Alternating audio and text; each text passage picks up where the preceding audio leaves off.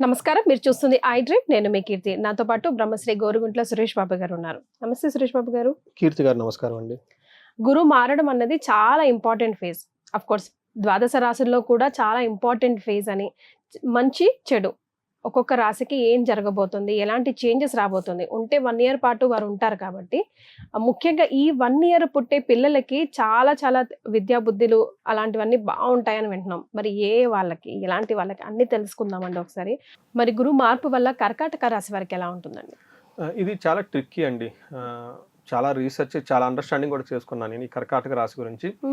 యూజువల్గా మనకి శాస్త్రాలు ఏం చెప్తారంటే అండి, గురువు జన్మ రాశిలో ఉంటే మంచిది కాదు అని చెప్తారు. ఇట్స్ రిటర్న్ అండి, ఇట్స్ వెరీ రిటర్న్. అయితే కొన్ని ఎక్సెప్షన్స్ ఇచ్చారండి. అందులో ఏంటంటే గురువు వచ్చే స్థానంలో ఉన్నా, లేదంటే శుభగ్రహ దృష్టిలో ఉన్న ఆ యొక్క ఏమంటారు పెట్టే ప్రతికూల పరిస్థితులు పర్సెంటేజ్ తగ్గుతుంది అని చెప్తూ ఉంటారు. ఈ సంవత్సరం ఏమైందంటే వీళ్ళకి గురువు వాళ్ళ కర్కాటక రాశి సొంత రాశిలో ఉచ్చ స్థానంలో ఉన్నారు.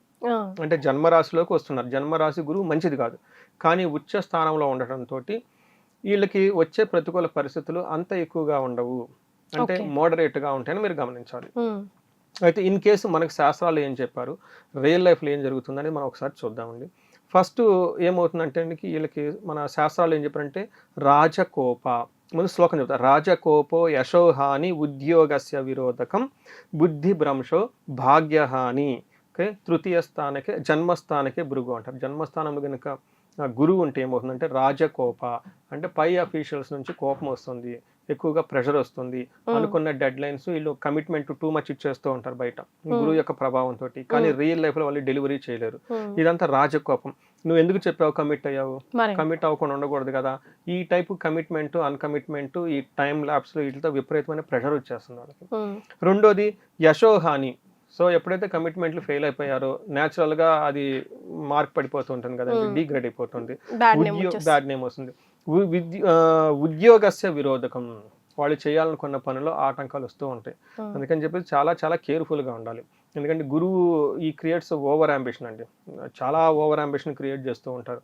అందులోని ఉచ్చ స్థానంలో ఉండి కర్కాటక రాశికి జన్మరాశిలో ఉండటంతో వాళ్ళ మీద వాళ్ళకి టూ మచ్ ఏమంటారు నమ్మకం, self confidence, too much confidence వెళ్ళిపోతారు, ఓవర్ కాన్ఫిడెన్స్.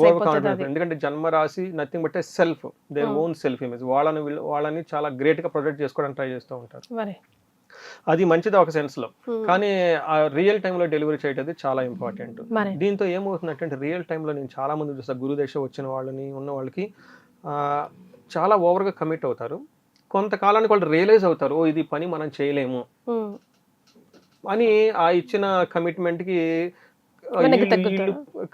కాంపెన్సేట్ చేసుకుని ఓవర్గా వర్క్ చేయడం చేస్తూ ఉంటారు. లేదా నెక్స్ట్ డే మళ్ళీ ప్లానింగ్ మార్చేస్తారు, అది ఎటు అవ్వట్లేదు, నెక్స్ట్ ప్లానింగ్ మారుస్తూ ఉంటారు. ఈ టైంలో వాళ్ళు 2 పనులు జరుగుతుంటుందండి. ఒకటి వీళ్ళకి ఓవర్ అంబిషన్స్తో ఉండటంతో కీపింగ్ ఆన్ ప్లాన్స్ చేంజ్ చేస్తూ ఉంటారు. లేదా రెండో విషయం ఏంటంటే దే బికమ్ ఏ డిప్రెషన్లోకి వెళ్ళిపోతారు. అయ్యో మనం ఎంత కమిట్ అయ్యామే అవటం లేదు, ఎంత కమిట్ అయ్యామో అవటం లేదు అని చెప్పేసి. ఈ 2 సహజంగా గురువు సరిగా లేకపోతే వచ్చే ప్రాబ్లమ్స్ అండి. ఓవర్గా కమిట్ అవుతారు, సరిగా చేయలేదు, ప్లాన్లు కీపింగ్ అని మారుస్తూ ఉంటారు, లేదా డిప్రెషన్లోకి వెళ్ళిపోతారు.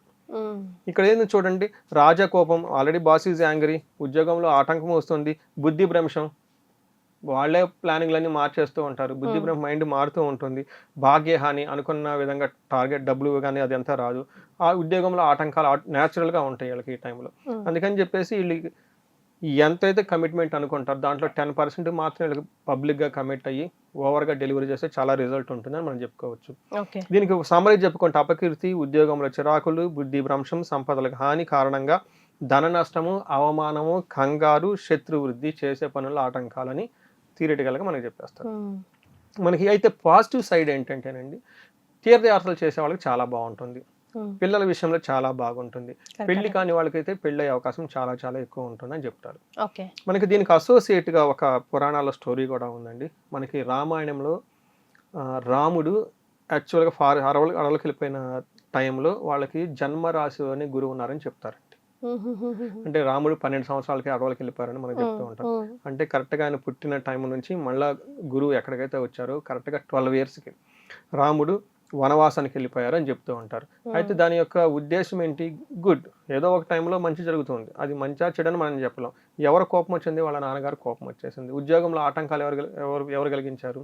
వాళ్ళ తల్లి గారు కదండి. ఇలా తల్లి ద్వారా ఆటంకాలు వచ్చినాయి, తద్వారా ఆయనకు కమిట్మెంట్ ఇవ్వడంతో ఈయన దశరథ మహారాజు కోపం వచ్చేసింది.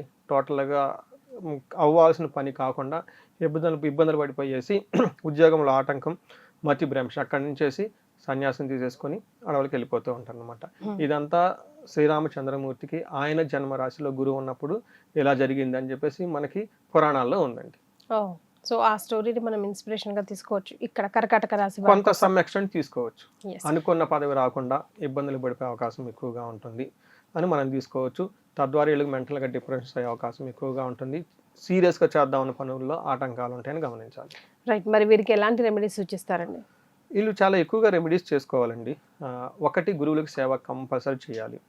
రెండోది, భగవద్గీత లాంటి ఎక్కువగా చదువుతూ ఉండాలి. తర్వాత దత్త చరిత్ర అని ఒక ఉంటుందండి గురువుకి సంబంధించిన, గురు పూజ అని ఉంటుంది. గురు పూజ రెగ్యులర్గా చేసుకున్నా బాగుంటుంది. వీటితో పాటు మనం ఇందాక చెప్పుకునే విధంగా కొన్ని లాస్ట్లో కొన్ని పరిహారాలు చెప్పడం జరిగిందంటే అవన్నీ చేసుకుంటూ ఉంటే చాలా బాగుంటుంది. మెయిన్ ఒక్క విషయాన్ని గుర్తుపెట్టుకోవాలి, చాలా సహనంగా పేషెన్స్గా ఉండటం, మెడిటేషన్ చేయటం చాలా చాలా ఉత్తమం. చాలా సంతోషం అండి. ధన్యవాదాలు. ధన్యవాదాలు.